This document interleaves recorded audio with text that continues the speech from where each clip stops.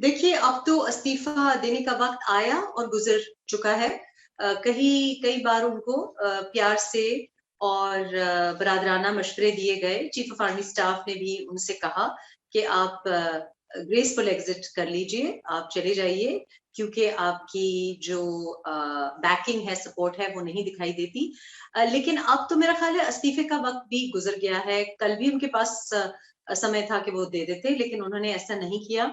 मैं नवंबर 2021 से पाकिस्तान में हूँ और इससे पहले आने का इरादा था। कुछ निजी जाती वजूहात से मैं थोड़ा सा देरी हो गई, लेकिन मैं समझती हूँ कि इमरान का ये नो कॉन्फिडेंस वोट जो अब जिसको मुतहर्रिक किया है, यानी कि उनके प्राइम मिनिस्टर होने में ना पहले दिन किसी को एतमाद था और ना अब है। और ये जो एतमाद का वोट वो खो बैठे हैं, वो एक्चुअली उनकी अपनी जमात में से ऐसे लोग हैं जिनको हम डिसिडेंट्स कहते हैं, मुनहरिफीन कहते हैं, जिन्होंने कहा है कि हमें अपने ही लीडर में, प्राइम मिनिस्टर में एतमाद नहीं है। इसकी वजह यह है कि कोई भी इमरान के नाम के साथ जुड़ना नहीं चाहता अगर वो मुस्तकबिल में सियासत करना चाहते हैं। और अब ये नो कॉन्फ्रेंस मोशन जो टेबल हुई है, उसके बाद आपको मालूम है कि आज उसका इजलास हुआ। लेकिन इजलास होने से पहले ही हमको पता था कि वो अपनी जो बढ़तरी है वो खो बैठे हैं। यानी कि 177 ऑपोजिशन के पास मौजूद है। इसमें वो लोग शामिल नहीं हैं जो पीटीआई को छोड़ के वोट डालना चाहते हैं इमरान के खिलाफ। तो यानी कि मंडे को हमको मालूम था कि हुकूमत गिर गई है। मैंने हमेशा कुछ साल पहले, कुछ महीने पहले बता दिया है कि आगे क्या होने वाला है, और उसकी वजह यह है कि मैं चीजों को बहुत बारीकी से देखती हूँ और इमरान को बहुत अच्छे से जानती हूँ। और यही वजह है कि हमारी शादी नहीं चल सकी, क्योंकि मैं उसूल परस्त हूँ और वो एक ऐसा शख्स है जो कि उसूलों की मुझे नहीं दिखाई दिया कि कभी उन्होंने परवाह किया। He is the sort of person who throws the rule book away. तो यही वजह है कि शादियां नहीं चल सकी, और यही वजह है कि वो इस मंच पर आने के बावजूद, इतने ज्यादा आशीर्वाद के बावजूद, एक सफा करने के बावजूद, जो रास्ते से आने के बावजूद फेल हुए हैं और आउट हो गए हैं, और मैं कहूंगी कि डक पे आउट हो गए हैं।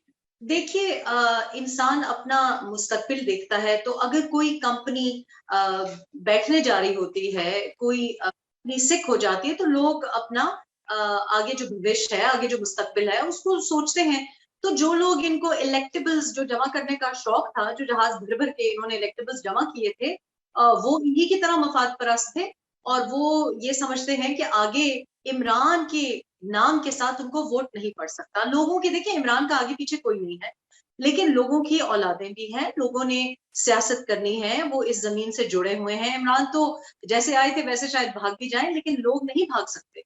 लोग अपने गांव से, अपने हलके से, अपनी कंस्टिट्यूंसी से जुड़े हुए हैं, तो वो आगे देख रहे हैं। उन्होंने देखा है कि ये पूरा जो ड्रामा, ये जो खेल खेला गया, ये जो सिलेक्ट करके इनको लेके आए, वो क्यों था कि जो हमारी पंजाब की सबसे बड़ी जमात है, मुस्लिम लीग नून, यानी मियां नवाज शरीफ की जो जमात है, उसको तोड़ने की एक साजिश थी।